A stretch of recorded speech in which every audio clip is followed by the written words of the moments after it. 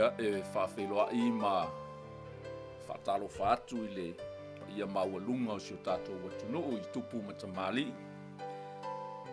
Se fo I au na tofi a le atua, malosi fo I o le nuu, na ia tātou whanau ia se I o fo I na I whanauiti, whawhiloai ma whatalofa atu I le swafa man malo le tātou wadi I whaola o Yesu Keriso. Se whapoponga fo I le nei o le tātou po kalame masani ia so wharai le taitasi le ngaluenga o le leinga mo tangata uma. Le a o te taloi a matai ngā i le tātou po kalame. I ia lava oelo mātou atua I le nei tai ao. Mātou te moli mauina lava le anga le lei ma le alofa sili o lau o fio. Lo alofa whaasoa I le soifua ma le ola, I lou tamau a inga whaasafua mai I le aso ma le aso. I le ngata fo I lea o le ola ma le malosi, o lo au maia pea, whaatino ai o mātou tiute mō mātou whai. Whaafutai le tapua inga mau, anai o mātou tua a, nai o mātou ta mā ma tina mātutua I maota malawa. O lo latou tui pea le muli panga ma tatalo ma si tia sa moa I o luma I le aso ma le aso. Whaafutai fo I molo au whainga luenga tofi I le atua I o latou whaivalo filima. O le lufi ina ma le polo whaasoa o lau upu I le aso ma le aso. Whaafutai mo le nei avanoa ta maua e au mai. Mātou te whaasoa I lunga o le nei fo I ala leo whaasalalau. I le alofa ma le anga le lei sili o lau o fio I o mātou tangata. Mātou wafe atu I lo mamalu I le nei tai au.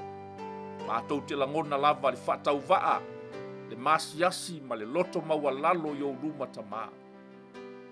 Wa mātou te le mawhaia, mātou te le loa lava se mea tasi tamaa. Mea lilo o lou malo, se I vanga nā lava le anganga pa ia o lau o fio. Lea mātou te tāpā ai lau fisosoani le nei tai au. Tō mai alau pule, whaongai nai lau nei tangata whatau waa le atua. Mana wa mai alau fongai ala le mana o lau anganga pa ia ma lau whaunga fau le nei aso. Se I o mātou lufi nai lau o fionga pa ia. O la mātou talo lea, anga le lei mai le amataina se I o oilo na whaiunga. A o le vi inga I tū mau I lau o fio. Whamanuia le nei ala leo whaasalalau, whamanuia nei o mātou tangata. Whamanuia I lato uma o loo whengai matiute ma whaiva I le tautua ina o loo atunu I le nei aso. Ai mai se fo I o loo malo. Ona o loo suafa Yesu. Amen.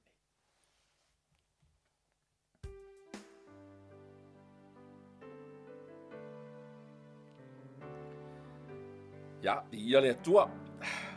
Whaawheloa I mwhaatalo whaatu. I nei fo I tai au fau I le suafa manu malo le tātou ali I whaola o Yesu Keriso.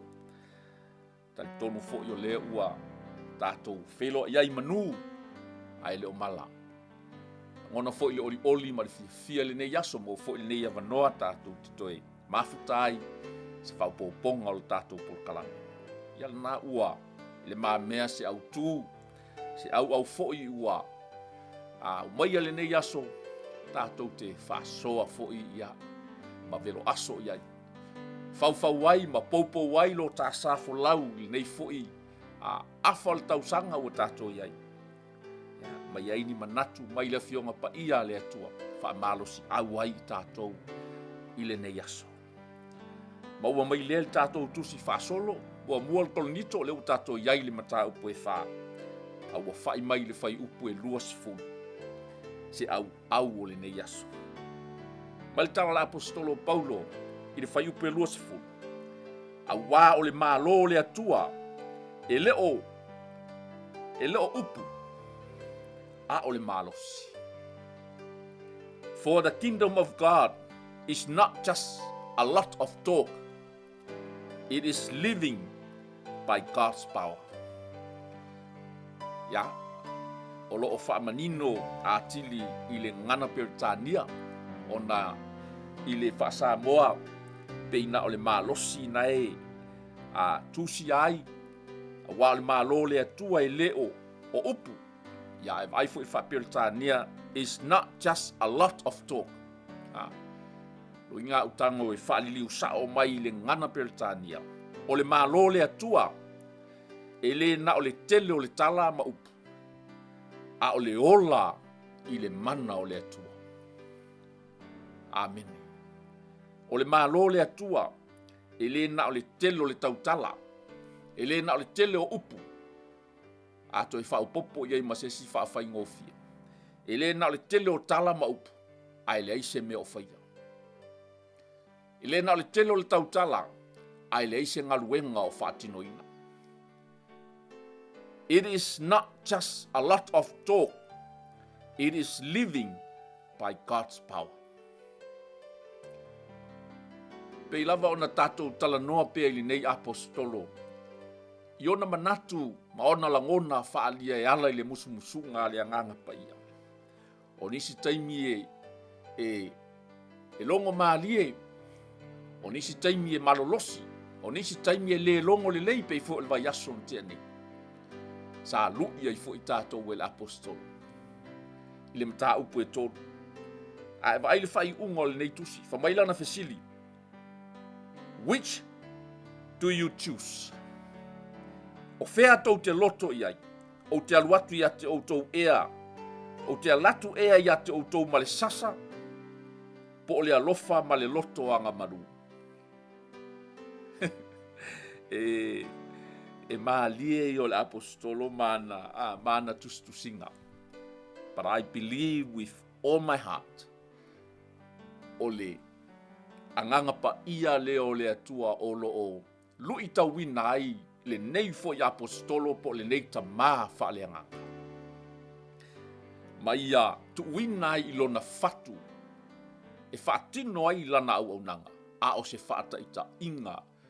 Mo i tātou kerisiano ma le 𝚗𝚘𝚎 a keriso. A wafa maila na tala i le tusi le ala a tātou whaitawina. And let me find out that verse. Whai upes fuma leono, whamai so I urge you to imitate me. O le nei o te ai oi atu i ate outou, ia outou wha o hao mai atea. Amen. Sa o mawhau a o sa ili mawhai tau le nei tusi. O te whauru tala ina le mata upu le nei aso. The heart of the Father. Ai tasi lea lui tau wa au mai le apostolo i le nei aso i ta maa po so se ulu o se ainga e au fia i male fai por kalame i le nei aso. This is the heart of a Father. Langa e tele ta maa, e tele ulu, ai le tele ni ta maa, fa maoni, ni ta maa e alofa, pe i o le apostolo Paulo. Leo le atatou fai tau i lana tusi lea i le mata upu e wha. Ai le fai ui unga le fai upe luasfulu, wa au ai le tatou whaasoa i le nei aso. Ta maa, tai, o le mālō le atua, e le na o li telo le tautala, a o le ola i le mana o le atua. Ta maa, tai, maulu, o ainga, o le 𝚗𝚘𝚎 o nuu mafioanga. O le mālō, ma so se whaululunga, e o iai tai ta maa, mai le apostolo mo i tātou uma i le nei aso. E le o le tele o le tautala. O le mālō le atua is not just a lot of talk. It is living by God's power. A tātou tā ngofi e teu wha ma ati ma nino lei le autu o le nei aso. Ta mā o le mālō le atua, e le na o le telo le tala, ai le ise me e whia. E le na o le telo le tautala, ai le se ngaluenga o lo faia. E te le ola i le mana o le atua. E te le o whaalango i le mana o le atua. A toi whaupu i se situ, e le o le telo le tautala, a o le ola e whaalango i le mana o le atua. Amen. Ni ia le atua. Ina wau whai tau atu i le nei tala. Mai lava i le whai upu mua. No o mai tau ina ai peiwa upu ia e Korinito le au apostolo. No vava ai e fōlinga mai o loo whasawa ina i le au apostolo. O loo atangia mai e leo talia ina e tangata, nisi o tangata le fe au tau moli o le tala le lei i a Yesu Keriso. O loo tau mawhai ai le au apostolo. Fōlinga mai ua whaamasino sino tangata. Ua evaluate fo ipo ua whaamasino e tangata le ao ngā ma le tāua ma le au nanga le au apostolo. So as a father, as a spiritual father, le vava ai atu i se tamā whaaleanganga mo le nei e kālesia. O le a tātou maua mai ai sea o onga tāua. E lui tawai i tātou ua avea matamā. Ua avea mataitai maulu o ainga. I le tāua o la tātou matafa ioi whaatamā, whaataitai, whaataiulu. I so se vāenga o le soifuanga o lo tātou iai. Fa mai whaapeltania o le whaaulu talaina o le nei mataupu. E ese lava i lo minga. Ai le New Living Translation leo te whaongaina. Mai Paul's relationship with the Corinthians. O le mafutanga a Paulo ma le ekalesia i Korinito. So look at Apollos and me as mere servants of Christ who have been put in charge of explaining God's mysteries.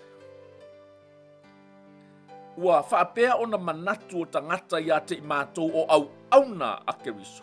O au auna fo i e tausi i upu lilo a le atua o lona whasa moalina. Ai sila ma e tangtanga i mai le whaaperetania. How the Apostle Paul addressed themselves. Me and Apollo, we are as mere servants of Christ.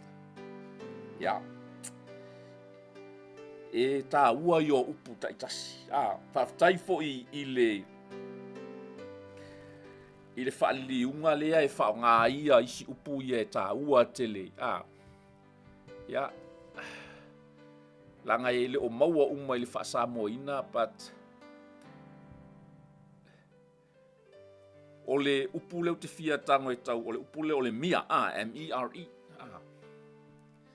Sa a whaasamoa o ma ua nao ni au na lava. O lo whaamatala ina ai le tangata is just a worker without any value. Ua nao se au na ele ai se tā ua. Ele ai fo se tau i ele tā ua is just a worker. So that's how the apostle addressed them. E tau maua mai le. O au na le atua, o au na apostolo le atua. A whaawasenga fo i le tūlanga o apostolo ma i le ngaluenga le atua. Pe e maua lunga le wa ai atangata i apostolo. Po i la tou ia sa ngalulue whaatasi makeriso. Wata ua ai le au so o apostolo a le atua. Le fo i la ua ngai mai Paulo le apostolo monu ese. But he addressed himself, me and Apollo and myself as mere servants. Ia le atua. Le tangata e maua lalo le loto. Pei foi on fatu le amatanga, e fōlinga mai lau faitau le tala le nei.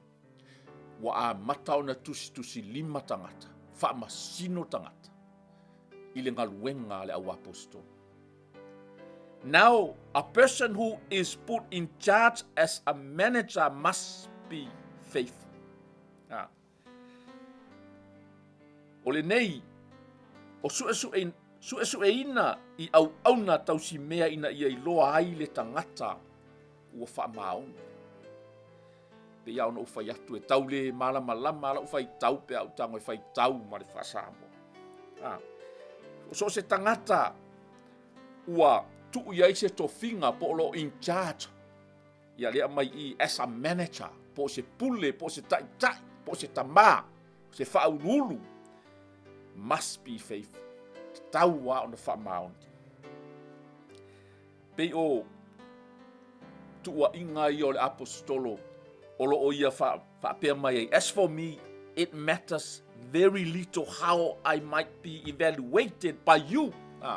Pei foi on wha pe wa mata ona wha masino sino ele ekalesia I kolenito le ngaluenga ale apostolo.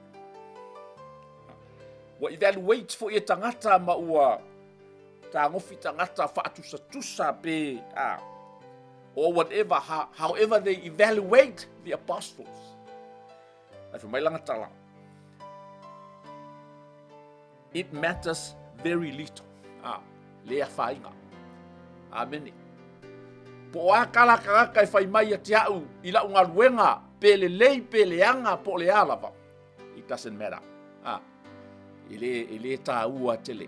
For me, it matters very little how I might be evaluated by you or by any human authority. Po ai lava. Po ai foi nisi pulenga, po nisi ekalesia, po nisi whalapu putonga la tau te whaia lo evaluation, how they evaluate my life as an apostle. It matters very little. Ele ta ua te lele nā. Pe a tu ua yupu sao. Ele ta ua te lele nā ia te. I don't even trust my own judgment on this point. E o fo ia na ia. E o fo ia na ia I langa ia evaluation of himself. Pa mai ia, e ngake le trusting a fo. Lea se I wha solo pel tato. My conscience is clear, but that doesn't prove I'm right. Whaalongo I ese le mane, mo le tangata I mamā le loto. Mamā le leile mawhau. My conscience is clear, but that doesn't prove I'm right. Mawhai mai, I'm only a mere servant of Christ. Therefore, I'm not. No. E ui au le mamalo langona ma whauwhaunga. I'm doing nothing. I'm an innocent. But that doesn't prove I am right. E le o ingae, e lo au ke sao yo ma whauwhaunga. E ui lava o le mamale le lo langona ma lo ma whauwhaunga. It is the Lord himself who will examine me and decide. Manaia, o lea tātou te su e lava le hato le tamale I le toi ina I le apostolo. We need to look deep in his heart. Po le ale le fatu o le apostolo. Watala noa mai I whaapea le apostolo I lana tusi. Fa mai le o le vaianga muli na. It is the Lord himself who will examine me and decide. Tu uia I le atua malana whaamasinonga amiotonu na te sueina lo loto ma lo tangata ma whai aila na whai ua. Amen. Li ia le atua. E leo play minga fo I paulo tangata. E leo tusi atu paulo whaapea. Wako ke whaamasingoa fua. Wako ke whaamasingo. But in a very wise way. I le poto mai le atua I momoli aila na sāvani. o le whaataitainga fo i le nā mo so se taitai mo so se tama. E loto maua lalo whamaia so se taitai so se tangata o lo o ia manachinga polo o ia waaia se whaalapotonga se ainga tau na whamaoni. Tau na whamaoni. I ia le atu. So don't make judgment about anyone ahead of time. Ai vai fo ele o fa apeat fo i Paulo. Aua. Tu te fa masi no mai ya. O lai fa lau tele al tal no ala apostolo. Don't make judgments about anyone. Amen. About anyone. Longo winga so se kangaka i ke va ai. O ke fa masi ngo fo le ngaka. Before, ahead of time, before the Lord returns. For he will bring our darkest secret to light and will reveal our private motives. Vai ngalale la fai tau ina fa sa mo fai pule so ole nei. Awa tau te fa masino i se tasi mea a ole yo o mai ona po se ia fio mai le li. O le na te wha mala maina mea lilo o le pōriuri. Ma wha alia filifilinga o loto e iai ona taitasi ma tau le leia e le atua. Amen. For he will bring our darkest secrets to light and will reveal our private motives. Amen. As a father, as a dad, nei ia o le nei. E lei fo se mea tātou te alofanga ai. I luma o le sila whanga le atua i lo tātou tiute whatama. Amen. A wae lilo lava i tangata. Ai le lilo i le sila whanga a le atua. He will bring our darkest secrets. Do you have any secrets? Amen. O ye ni au mea lilo. O lo na nā lilo pea. As a father, o ye ni tatou mea lilo. O lo na nā pea nai mai nai o tatou taito olua. Mai nai o tatou ainga. Amen. Don't forget. La len for mai Paulo, don't make judgment about anyone ahead of time before the Lord returns. Awe te whamasi noa fōlis tangata. I no langa o lesi tangata I fō linga mai lau wa ai leanga. But deep inside, he has a different person altogether inside. And you never know his motive of doing things. E matua I ele malama le motive behind that man. Te le malama fo ilona fatu. Amen. Ai fatoa fa'alia. The light will reveal our private motives. Amen. O le ale motive dai fatino I lau au onanga. O le ale motive o fia ave ai oe mataitai. O le ale motive ngai drive ai. Lo tama. Le ave ai oe mataitai o le ainga. Amen. Ia le atua ese uma and no one knows e matua le iloa I le tangata. Amen. Me fo ina mai awale vave faia lau judgment of the things that you can see on the outside. Me awal chatinga le kusi le kava. Amen. Ka sampuk o isi tusi matua I o ka se kava. Wai au le lei ale kava. Ai susu e kunga fai kau. E makua ngao ia. Makua ngao ia. Aisia. Ele ai se taua, there's no value. Worth nothing. O le tusi lea. Le upu lea lea tua. Le upu lea lea tua tātou te susu e. Mawhai tau. Po le nā fo I e pe fua lava I lunga o lau fata. If you look at the cover, it's just black, some red, with one words written on the cover, the Holy Bible. Po ole 𝚗𝚑𝚡𝚘𝚡𝚜. That's it. No one like it. Sorry, I forgot to bring some books. Kau demonstrate the kwele mele. Because people try to make beautiful, colorful cover. Awa fu yo ngai attract ta ka ngakai le cover. It's same thing on the internet. Same thing on the social media. If you look at my cover, this cover here, Jesus loves. I create this cover, so sometimes it attract. I kangakai lofai I le ngoa le ai swafa le. Ai ingosia e kangakai le alo lofai la tu te le loa. Kwa I loa e kangakai matango fio le kavale pe akango susui. Pe akango I fai kau kongo le mele kongo le kusi. So the Bible is not that nice. The cover is not that beautiful to attract us. Ele makango fie e fa ko singa ai oe ke fai kau, but I'm challenging. Awe ke chatinga ke kuspa ia longa cover, but open up inside. There's plenty. There's much rich.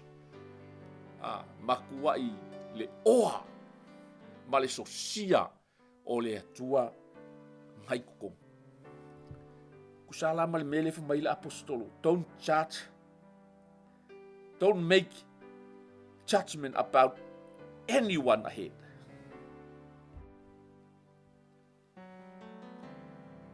Ahead of time, before the Lord's return, for He will bring our darkest secrets to light and will reveal our private motive. Amen. Then God will give to each one whatever praise is due. Amen. Famaya, ma faalia filfilinga o loto e yai ona taitasi mata ule leia ele atua. The last part nga ole faipuna. Then God will give to each one whatever praise is due. Kei loa ole mea lea e matautia ai le atua. Mea lea matautia ai fo ile upu ma le sosia lea e nātia. Olo o whaapongi sai na ai matau tangata. Ao mea ia e whaalia e le atua I tama vale vale. I la tau e nau ma fia inu. Ma fia I loa atili le atua. Usoe, tama, olo whaat tau ia I le nei tala le apostol. God will give to each one of us whatever praise is due. So don't seek for praise now. Awe te sa ilia lo vi inga I le taimi le nei. Just wait. Au na pea ma le loto mawalana. Mai le apostolo. Apollo and myself and me are only mere servants of Christ. Wana oni au na le taua. We are just workers. Pio tau mawhai. Ai so se tasi e ngā lue whaataitai. E ta tau o na whaamaoni. I ia le atua. Let's move on. Dear brothers and sisters, I have used Apollo and myself to illustrate what I've been saying. If you pay attention to what I have quoted from the scriptures, you won't be proud of one of your leaders at the expense of another. Amen. For what gives you the right to make such judgment? O ina abatua ia oe le whakananga le ngāpo le right na e te whamasino I fua le si tangata. So le la tau whaile le apostolo ia oa o mai tātou tama. For my afai, if you just pay attention to what I have quoted from the scriptures, from the word of God. E whaalongo ama e usta i le mea leu te a o oi oe whaatamā mai le upu a le atua. Aua fo i te whaamasi noa fua lesi tangata. Ta atia le matafa ioi le nā, se i sau Yesu. Amene. Ai sea, langa le ai se mea pongi sa le malamalama. Ele ai fo se ngaluenga le tawia. Le manino noa, mai leave that to God. Di ia le atua. Ele ai fo se motive. Ele whaaria. Reveal every private motive. Amen. Te lo oe, sometimes they fight. Fi nau umatangata i le fia tai, fia tamā, fia vea mawhaaurulu. With all different motives. Lea tātou te mautawina, nā mea leina fi nau fo i lea, ta mali e fia fai pule, fai masui o le mautafono i tia whau. E iai alana ia private motive. The same thing. I le ngaluenga fo i a lea tua. Lea mea leona e fi nau e fia vea oe mawhai fe au. You have your own private motive. Amen. Ia lea tua. Ai mai tala le apostolo. God will give to each one whatever praise is due. For he will bring out darkest secrets to light and will reveal our private motives. Ya o te poli. Nga lue pea oe. Au na pea oe. Nga lue whatamā. E loto mau lalo ma le whamaoni. O te whamasi no fua les. O onga umaya. Le whamai, if you just pay attention. Ai whalongo mai a. O a uma Apollo. Le tau mawhai e demonstrate atu le winga. O le maha o a onga. Ai whalongo lama. If you pay attention. Ai ua te whamasi no fua les tangata. Di ia le atua. Di ia le atua. O isi fai upuia. O na pio na fai atu le amatanga pe ua fesilingia e tangata le ngaruenga le apostol. Pamatala Paulo I fai pule. You think you already have everything you need. You think you are already rich. You have begun to reign in God's kingdom without us. I wish you really were reigning already, for then we would be reigning with you. Leala wakalango I Paulo.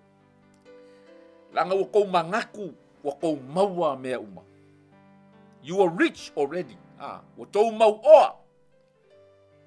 Wa e mangaku fo wa e ku. You're reigning. Wa e wafo kupu. Manifasamo. That's verse 8. Wa avea autou matupu ai le o yai matou. Ani tupu autou wale lei lava lea ia te au. Ina ia avea fo I matou matupu fa atasi ma outou. O kasi manai. Fa mai le apostolo. Olo wa mangaku ka ngaka wa avea makupu. Lelei. It's good. That's not bad.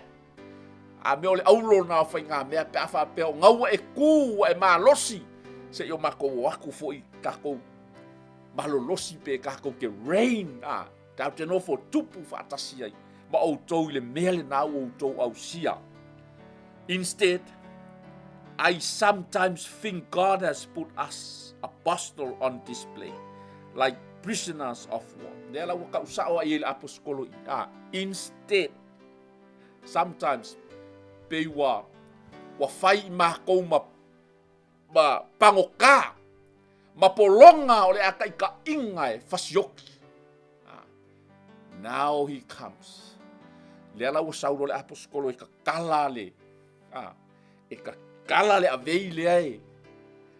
Le mea lilo le ngā kia I le kalesia lea maona tangata. Mai sea ole fe awa le ai take na le apostolo o tamā. Tai, leaders. Mai pei o prisoners of war. At the end of a victor's parade. mangkua a mangu malo se au kau. O ngā ole ma kai whakangaka o kaua pe kai whapango kā. Lesi tū au. Longa winga e o I filifili. E o fika I luma e koso kwa I lenga pango kā ie. Sai filifili. And that's how Paul described them.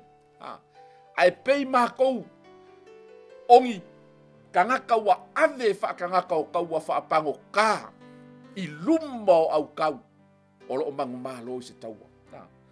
Ia whaamali atu leo o whaasamoa ina e au tatou tusimu. Mai le whaapeletani. Ai whaitau mai oi lau tusamoa. We have become a spectacle to the entire world, to people and angels alike. Wa pei mākou, a vei mākou ma mea maka anga, ma mea maka akangaka. I ia le tua. Our dedication to Christ makes us look like fools. Olo mākou wola tu ina atu. I le atua wa peia I mākou o ngi vale. I le wa ai mai akangaka. O e kau maua mai ele aka o le fe au le nei asu. We are weak, but you are so powerful.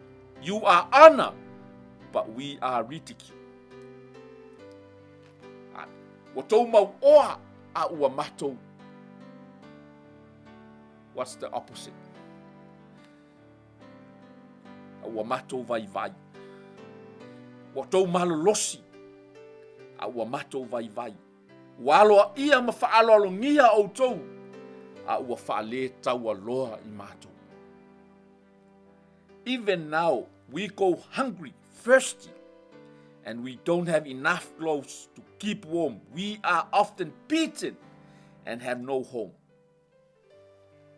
Ole tilo ia I le whaatusatusanga le apostolo le a mai. Ona ole wa ai mai a tangata I le tūlanga. Ua ho'o ia I lau apostolo le lato ngā luenga ona ole lato le upule whataua I. Our dedication to Christ.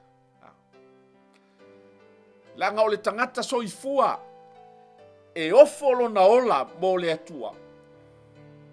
E le tatau na whaafiti I so se mea e uia. I le fia ai. I le vai. I le whaaloalongia.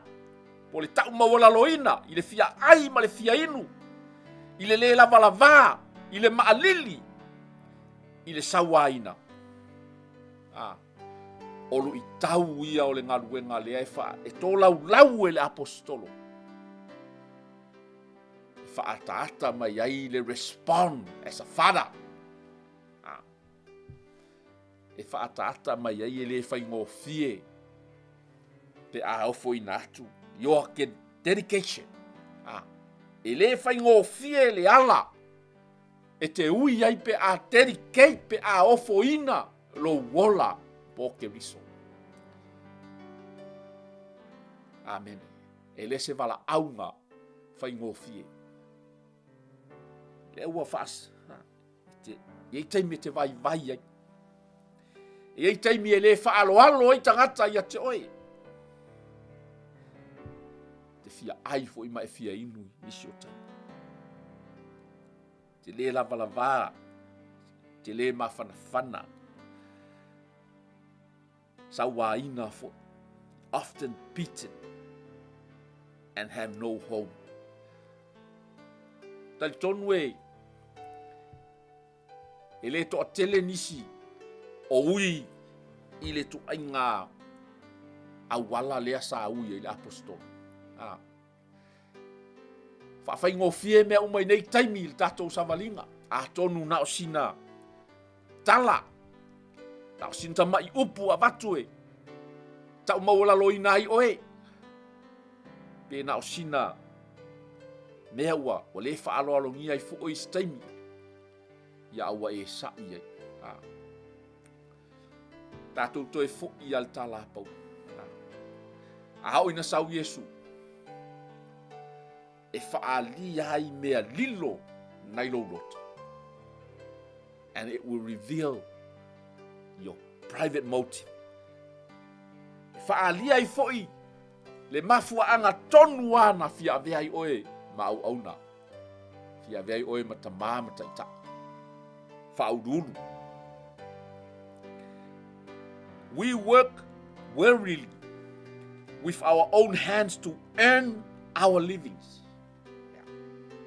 Asila lea mea, a matou ngā lulue, i o matou lava lima, o loo tauti ngā i matou o ngā lulue i o matou lava lima. Amen.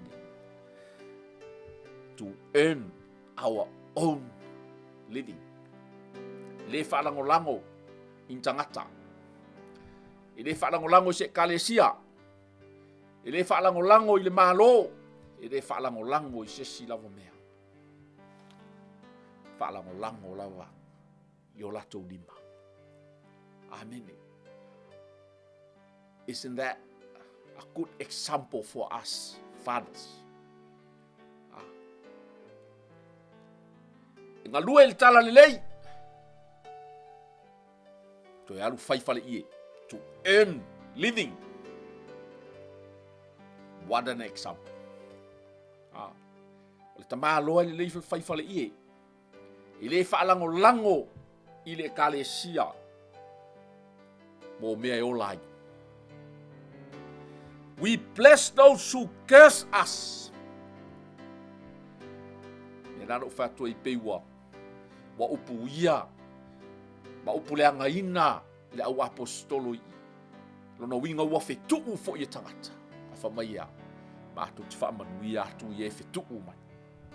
We are patient with those who abuse us. Amen. Mātou te upu le lei atu.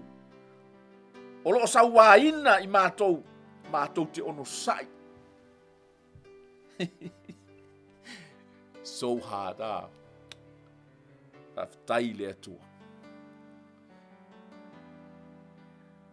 Whaftai le atua. We are patient with those who abuse us. Ta mai ta itai mai tātou uma i le nei asu. I ia le atua. Whaingatā te lele.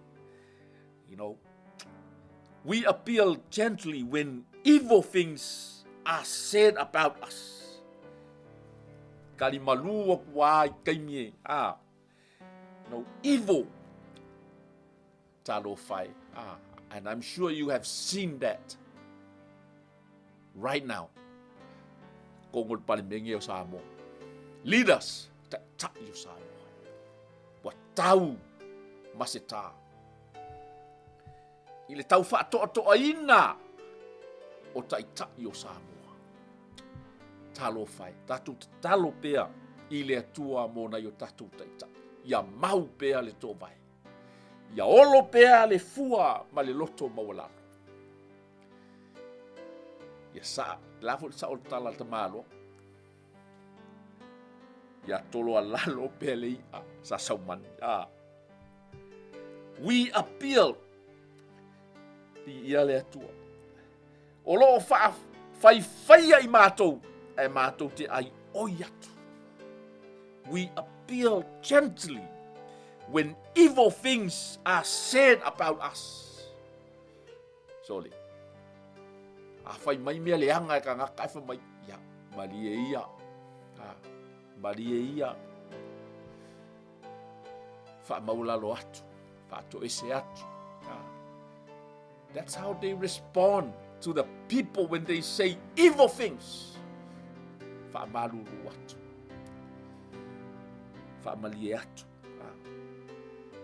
Yet we are treated like the world's garbage, like everybody's trash.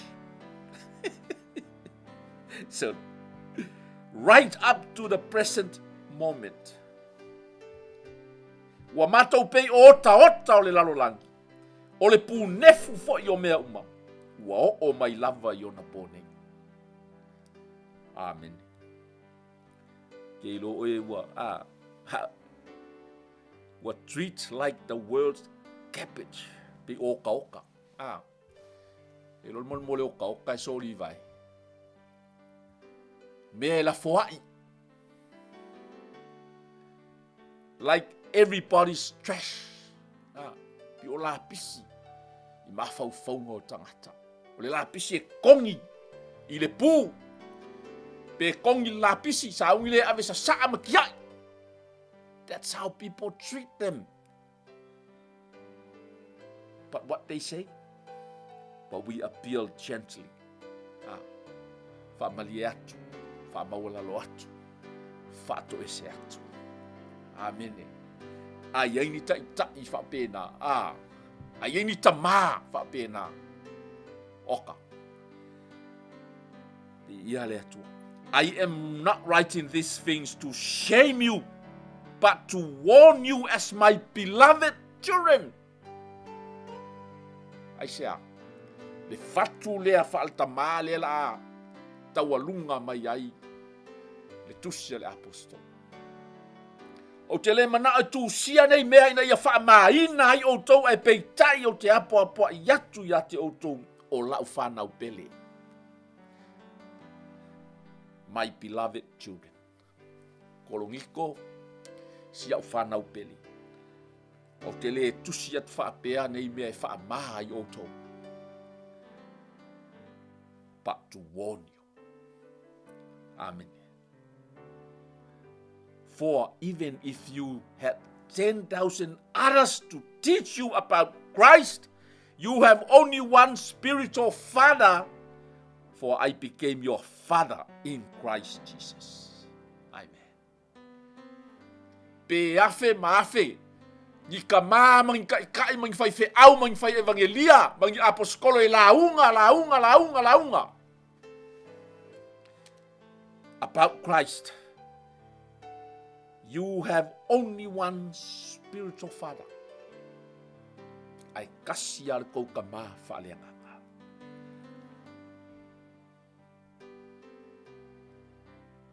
Ia le atu.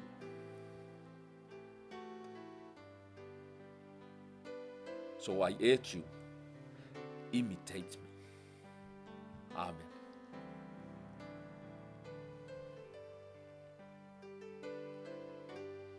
For even if you had 10,000 others to teach you about Christ, you have only one spiritual father. For I became your father in Christ when I preach the good news to you. So I urge you to imitate me. O ai ale kele o whailaunga. Nga o hau alu tau ta maha whaalea manga. Ai o te ai oi atu. Whātai tai mai atea. Amen. Ia oina te whātai tai. We need some leaders.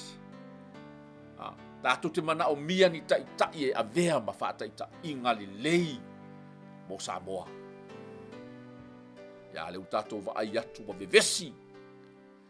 Wa le mana na o isi whaatino nisi o fuafuanga. A tai tai o le malo. But we need good examples. Live as an example for the people, for the nation, for your family, for your children.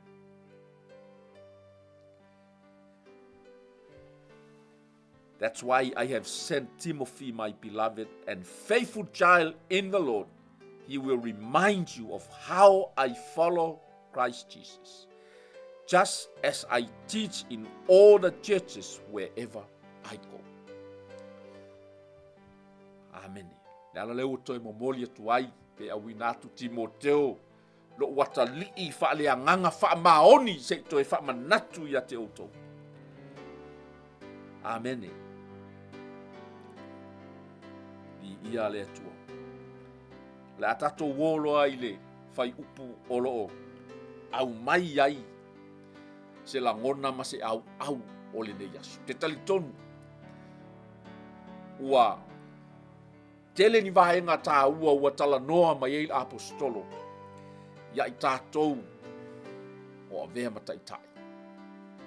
O avea mamatai o ainga, taitai o le malo, taitai o le ekalesia. O le sivaenga lea, o le a tātou. A le a o mailoi I le vaenga lea tala noa whaapitoa I le apostolo, po lo fai maau au. For the kingdom of God is not just a lot of talk, it is living by God's power. Langa o taitai, a avea o mataitai, o oe fo le tangata e pitosili o na tele au talai fai. And you have the right and power to talk, to speak, to say. Ele ai sesi e tau fio fia fo o e pe tau tala, because you have that authority as a leader, as a father, as a head. Amen. Ai fa mai fa manatu o le apostolo. O le malo le atua, ele o le telo le tau tala. A o le mana, o le ola, I le mana o le atua. Po le ola le mana o le upu o le atua. O le mea tā ua le tā. Mea nafa mai le apostolo pe se fulu wafe. Ni e la tau te launga ina. Le fe au o le tala le lei. I am your only spiritual father. Imitate me. Fatai tai mai atea. Ai sea. Alen tato fai tau mai le amatanga. O character so le tama loa. I taimi e ui ai whainga tā. A wa o ngai testa I le tai monia. O taimi e ui ai tinga. Amen. Ni ia le atua. Living by God's power. Living by example from God. E ola I le mana o le atua e whaalango I le atua e whaamoe I le atua. E wala au I le atua. E whaalango I le fisoso ani a le atua. E le whaalango I le tele o upu maa li o le mutu. E le o le tele o tala, ai le aise mea o whaia. Simple as that, le whi aua au maia. E le whaila aua. O le whisiri, o le ase mea ua e tape na ina. Which do you choose? Should I come with a rod to punish you? Or should I come with love and gentle spirit? Amen. Ia e te tali ia la oi.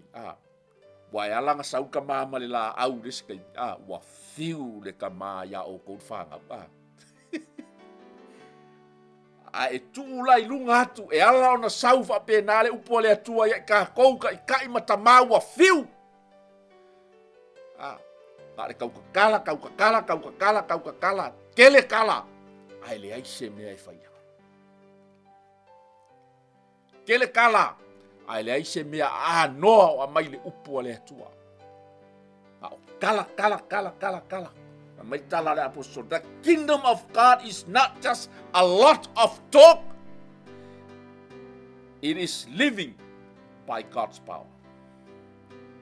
So le ala mea ko ke manga o ke alaku ia o kou ma le sasa. Peo ke alaku ia ke o kou I le alofa. What's the fasamo? O fea tau te loto iai.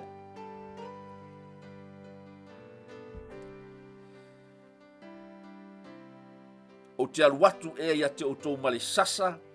Pe o le alofa. Ma le loto anga manu. Ea.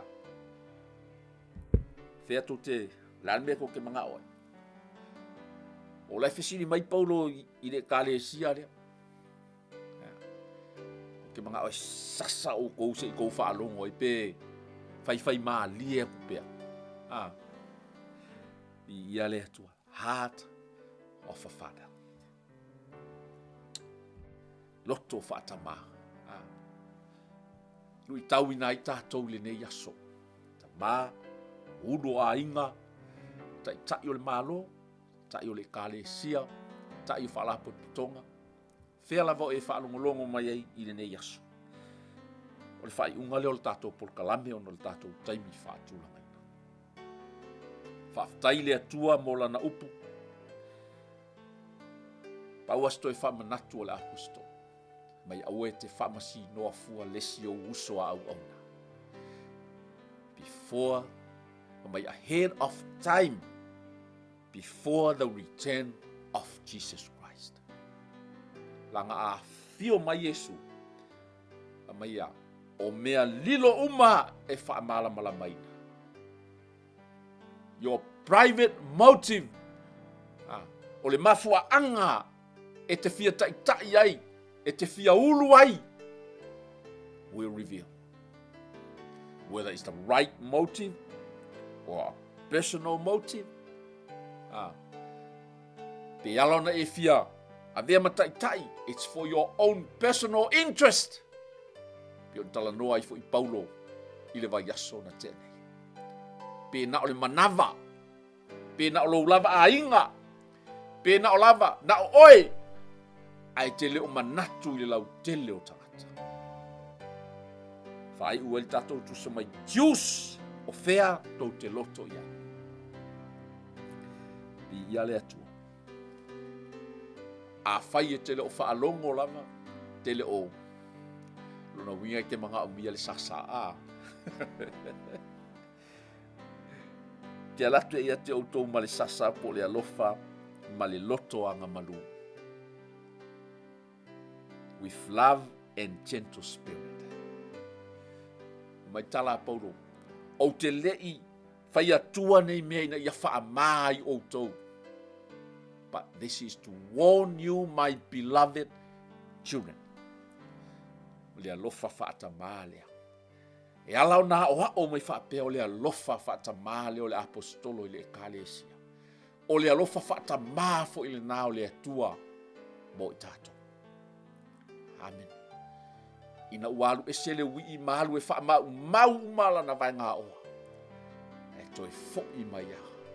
Sau a male salamo, sau male le ai, sau male palapala, sau male manongi leanga. Ai wha mai a. Na ta lia laba. Na tu lai le ta mama ta mo e atu mafusi. Ma opo opo. The love of the Father. Le alofa nao le atua mo i tātou. Amen.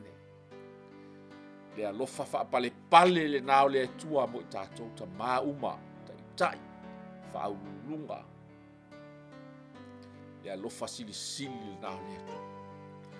Po au ta whaale tonu, le leanga o le tata ita inga, i le a inga, i le nuu, i le atu nuu, i le malo, i le kalesia. Olo o iai lava le alofa tu noa o le atua e to e ta pena ai le si tai au fou mo i tātou. Ta maa whaaftai. Whaaftai mo lau upu, whaaftai mo lau o mai i le nei tai au. Te talo le atua o le ato atoa, o le malamalamanga, ma le loloto, ma le sosia o lau ta mao a inga i lau upu. O titu ina atu i le ngaluenga alu wanganga pa ia. Whaawau. Whaamatala loto ia aima fina ngalo si o mato watunu. Especially us, Father. Ina ia whai ai se amatanga fau. Ia mato i loa ai. We have our own responsibilities as a Father. Di ia le atu. Ai whaalongolongo mai i le nei aso le nei. A oa onga tātou umala. Wa ola ngona fo i le nei tai au. Le salamo ma le loto mawalala. I le ato atoa fo i. O lau ta ita inga as a father in my own family. So I need to repent and renew that covenant as a father. Ai au e whaalongo mai fo i. Le alu tu langa iai whata mai lo ainga. Tato wo iei luma le atua i le nei tai au. Tato whamaua lalo. I luma le atua, whai foi oio se tai longa o sa molo e tu le foi le nei taimi. You have a different motives. E te fia avea i mataitai. Whamai tala Paulo, o te le whamaina oe, but I need to warn you as my beloved children. A pele a le tangata i le fatu o le atua. O e ma e alofa i ai le atua. E manao fo i le atua e toe whaafou. Toe amata e atiae build. E le manao le atua e tiai i tātou whaalapis. Pei lava o le manato o le apostolo. Pei mātou ni mea mata se mata anga. Ua tiai whaalapisi. Ua pei ni pango tā ua taita ia whaatangata o taua. A whai upu mai tangata. Ai mātou te tali maluina lava. What an example. Amen. Whamai ei leo lana tala. Imitate me. Wha o hao mai i atea. Tātou wha talo i le nei tai au. Tātou te talo wha atasi lea tua le tama. Wha fitai mō lau upu. A ua mātou wha maua lalo ma whaato ese i o luma. Ona i mātou o ni tamā. Ua se maanga sala i o luma. Ua mātou le whaatau nuina ma le ato atoa e te tauai. Lo mātou tiute na e vala awina i mātou o ni tamā, o ni taitai, o ainga, o le atunuu, o le mālo, ai maise lau e kālesi. Wha mole mole, wha māngalo mai. A o le nei tai ao, mātou talia lau upu ma le loto wha maualalo. Ua mātou fia wha tai foi. I se tamā e sili ona le lei ma whanau. Talia mai mātou le nei tai au. Tai mai mātou le mana o loua nganga pa ia. Pei o lau upu le nei tai au. O le mālo le atua e le o le tele o upu matala. A o le ola e le mana o loua nganga pa ia. Fesoso ani mai le atua. Si atua mātou lima ia te oi. Ma tau tino mātou te le ma whaia se mea tasi. Mātou te le i loa se mea tasi. Mātou te le i loa fōi o na tai o mātou a inga le atu nuu ma le ekalesia. Se i vanga nā le fesoso ani mai a loa nganga pa ia. La mātou te talo lea. O la mātou mana onga fōi lea. Wha mole mole a nganga pa ia tai i mātou. Lead us, Lord. Guide us. Help us. Have mercy on us. In Jesus' name we pray.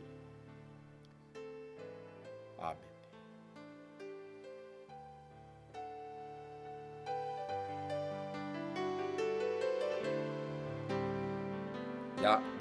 Ia le atua le nei aso ia o te tonu o se whapoponga le nā o tātou polkalame i le nei fo yaso.